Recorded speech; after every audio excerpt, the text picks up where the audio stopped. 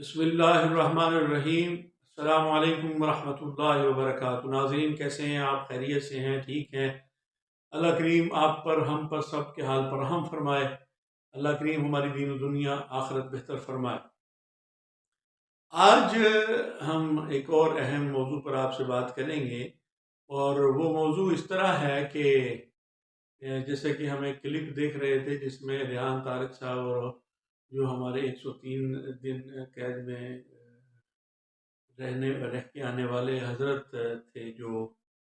اس وقت اپنے آپ کو فرستادہ سمجھتے ہیں کہ جو بھی وہ فرماتے ہیں بس عین وہی حق ہے، اور ڈائریکٹ پتہ نہیں کہاں سے ان پر یہ ساری چیزیں نازل ہوتی ہیں، اور ان کے علاوہ باقی جو دنیا میں دین اسلام یا کام اللہ کے دین کا ہو رہا ہے، کر رہے ہیں، وہ سب غلط ہے، صرف وہی صحیح ہیں۔ ہم چما دیگر نیست کی ڈینگیں مار رہے ہیں۔ تو اسی دوران ان سے کسی کوئی بات سوال پہ، تو ان کا زوم، ان کا تکبر، ان کی خود پرستی اور ان کی خود ستائی، خود آرائی اور خود نمائی، اور یہ ساری جو جو جو رذائل ہیں، جو خود نمائی کے اور خود پرستی کے۔ خود پرستی بھی ایک بہت بڑی بیماری ہے، خود ستائی بھی ایک بہت بڑی بیماری ہے۔ اس تکبر میں وہ مبتلا ہیں، اور وہ فرماتے ہیں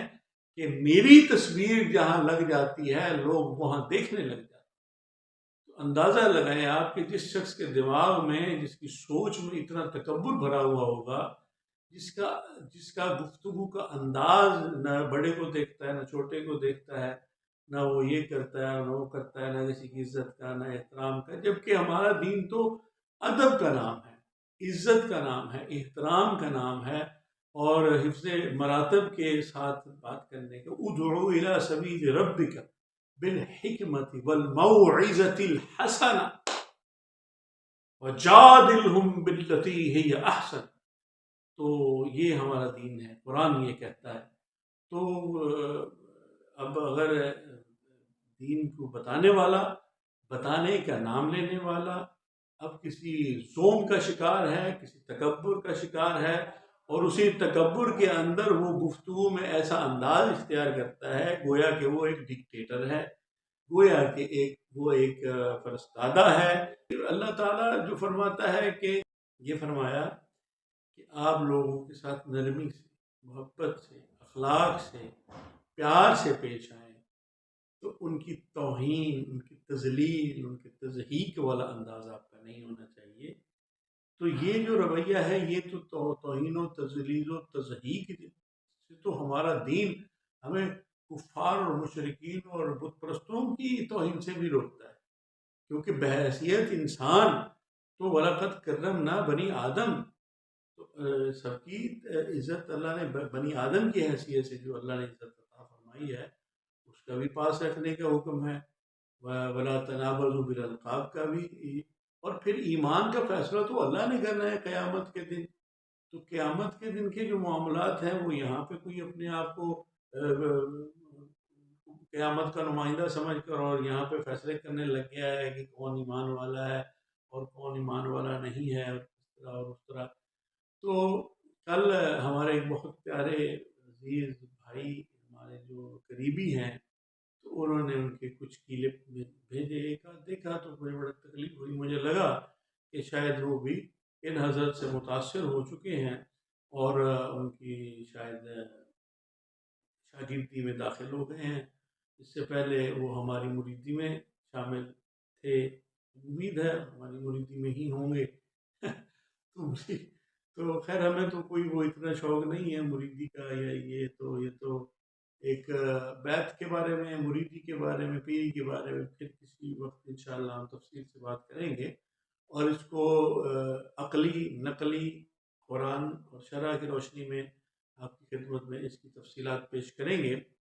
تو فی الحال تو میں نے کہا کہ یار یہ جو میں سوشل میڈیا جیسے آپ استعمال کرتے ہیں، تو میں بھی کبھی کبھار اس کا آ جائے تو دیکھ لیتا ہوں کہ بھی وہ کیا آج کل نیا شوشہ اس نے چھوڑا ہے، کون سی نئی پھکی دے رہا ہے۔ تو پھکی بھائی، ایک عالم دین کا کام پھکیاں دینا تو نہیں ہوتا۔ میں نے کبھی دیکھے، ہم بھی الحمدللہ طب سے وابستہ ہیں، طب کے طالب علم ہیں، تو ہم بھی پھکیاں تو دیتے ہیں، لیکن ہم نے کبھی پھکی دے رہے ہیں، پھکی دے رہے ہیں، پھکی دیتا ہوں، پھکی دے دی، پھکی دے دی، یہ تو اس طرح کا تو ہم نے کبھی بھی اس طرح بات نہیں کی۔ تو آپ اس طرح کی جو منجیاں کبھی ٹھوک رہے ہوتے ہیں کہ میں نے ان کی منجی ٹھوک دی،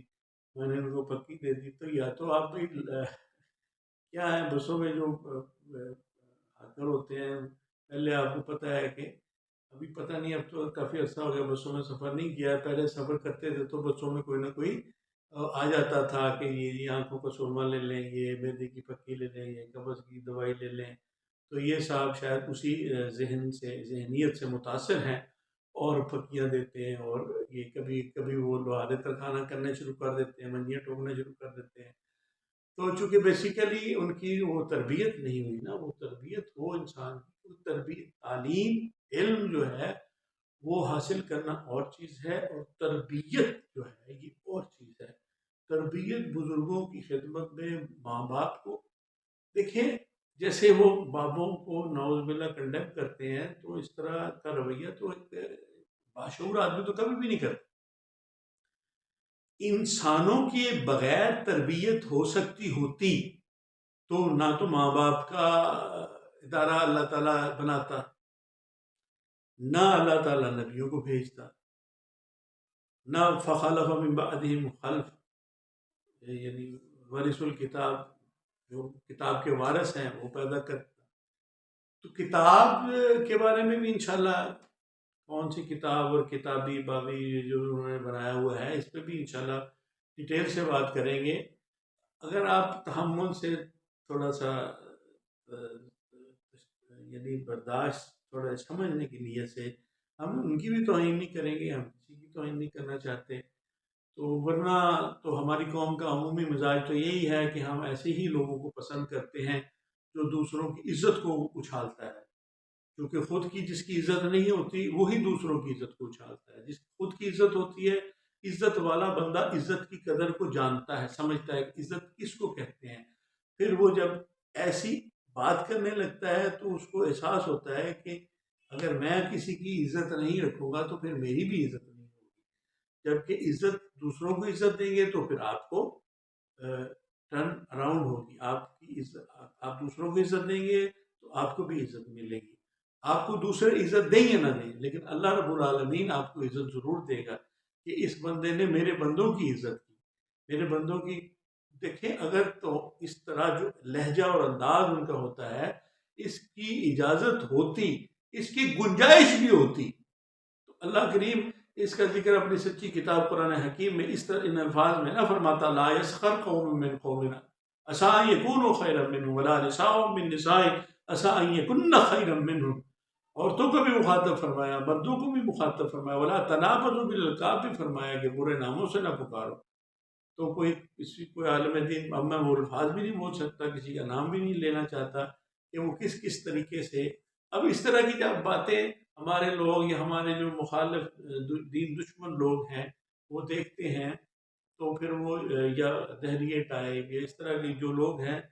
تو ان کو تو ہمیں دین کے قریب لانے کی ضرورت، نہ یہ کہ ہم آپس میں لڑ کے مر جائیں، اور دین کے دائی، دین کے کہلانے والے